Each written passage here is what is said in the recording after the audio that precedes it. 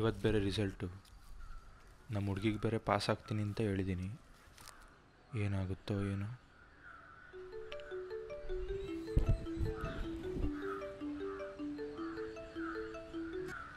Hello hello ಮಗ, fail ಆಗಿಬಿಟ್ಟಿದೆ ಕಣ ಈ ಸರಿನೂ. ಏರ್ಬೇಕಾಗಿದೆ. ಹೌದಾ ಮಚ್ಚ? ಚಾಲು. Sorry to say. ಥ್ಯಾಂಕ್ಸ್ಲೇ ಹೇಳಿದ್ದಕ್ಕೆ. ಸರಿನಾ? ಓಕೆ ಮಚ್ಚ.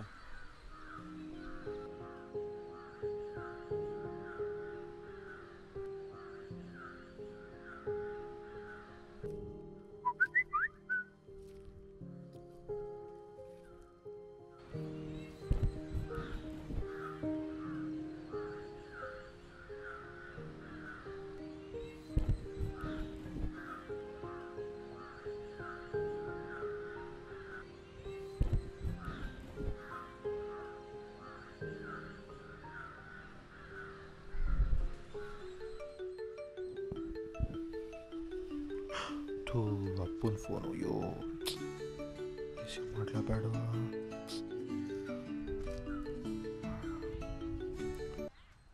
ಹಲೋ. ಹಾಂ ಅಪ್ಪ, ಪಾಸ್ ಆಗಿದ್ದೀನಪ್ಪ. ಏಯ್ ನನ್ನ ಮಗನೇ, ನನಗೆ ಸುಳ್ಳು ಹೇಳ್ತೀಯ ನೀನು? ಇನ್ನೇ ಈಗಲೇ HOD ಕಾಲ್ ಮಾಡಿದ್ರು ನನಗೆ. ನೀ ಎಲ್ಲ ಎಕ್ಸಾಮ್ಗಳು ಈ ಸಾಟಿ ನೀವು ಫೇಲ್ ಆಗಿ ಅಂತ ಹೇಳಿದ್ರು. ನೀ ನನ್ನ ಮಗ ಅಂತ ಹೇಳ್ಕೊಳಕ್ಕೆ ಅಸಹ್ಯ ಅನ್ಸುತ್ತೆ. ಹೋಗು, ನನ್ನ ಪಾಲಿಗೆ ಸತ್ತೋದಿನಿ, ಎಲ್ಲಾದ್ರೂ ದೂರ ಹಾಳಾಗಿ ಹೋಗು.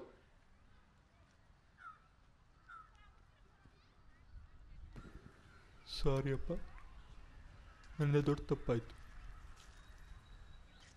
ಸರಿಯಾಗಿ ಓದಲಿಲ್ಲ ನಾನು. ನೀನು ಹೇಳಿದ ಮಾತು ಕೇಳಲಿಲ್ಲ ಅಪ್ಪ.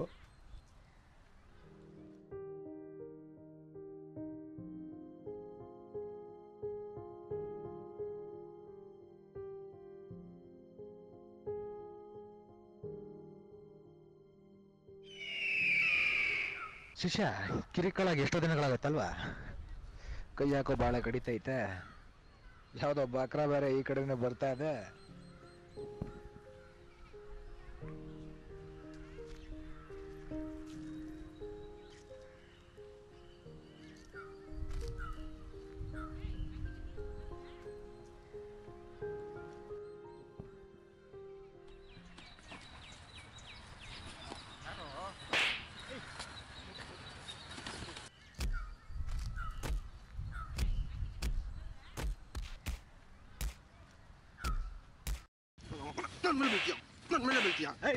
ಯಾರಂತ ಗೊತ್ತಿಲ್ಲ. ಬಿಡ ಒಲೆ. ಸಂಗೀತ ಬಿಡ. ಅಮ್ಮ,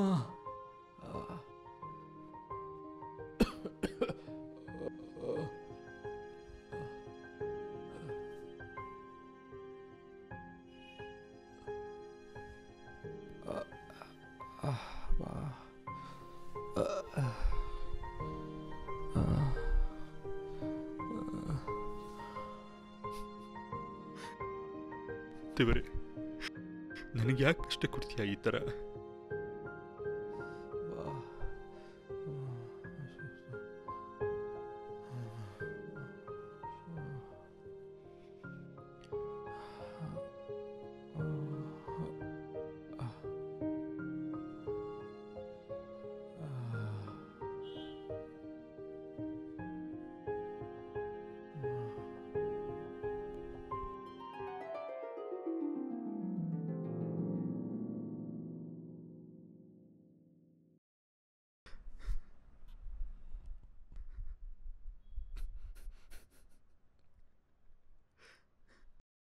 ಸಾಕು ಈ ಜೀವನ. I can't live any more. I have to die. I have to.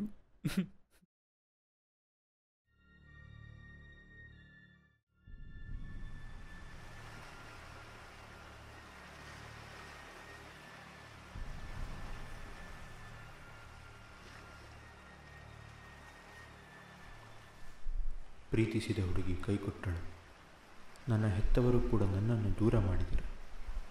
ನನಗೆ ಅಂತ ನನ್ನವರು ಯಾರೂ ಇಲ್ಲ. ಇಷ್ಟೆಲ್ಲ ಆದ ಮೇಲೆ ನಾನು ಯಾರಿಗೋಸ್ಕರ ಬದುಕಿರಬೇಕು? ಈ ಜೀವನದ ಮೇಲೆ ನನಗೆ ಜಿಗುಪ್ಸೆ ಬಂದಿದೆ. ಇಲ್ಲ, ನಾನು ಬದುಕುವುದಿಲ್ಲ. ನಾನು ಸತ್ತು ಹೋಗುತ್ತೇನೆ. ಹೌದು, I have to die. Yes, I have to die. God, please take me. I am coming.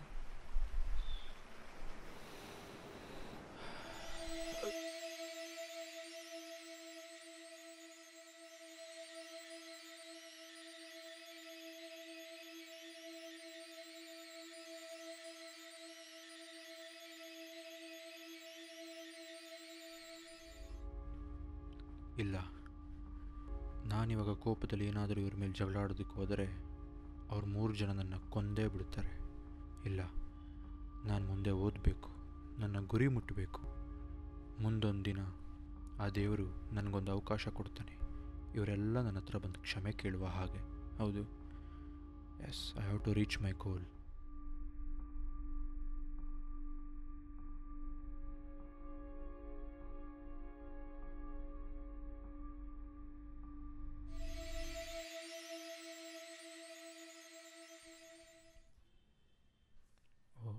ನನ್ನ ಮೇಲೆ ಕೈ ಮಾಡ್ತಾರಲ್ವ ಅವರು, ನೋಡ್ತಾರೆ ಏನು ಮಾಡ್ತೀನಿ ಅಂತ.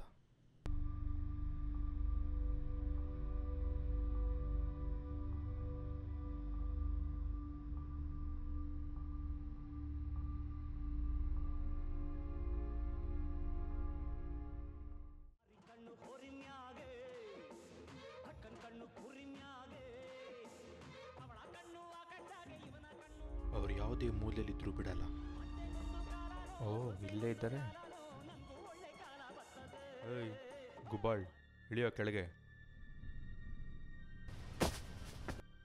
ನನ್ನ ಮಕ್ಕಳ ಅವಾಗಲೇ ಹೊಡಿತೀರ, ಬಂದ್ರು ಈಗ. ಅವಾಗಲೇ ಕೊಟ್ಟು ಸಾಕಾಗಿಲ್ಲ ನಿನಗೆ? ಅಯ್ಯೋನೇನ್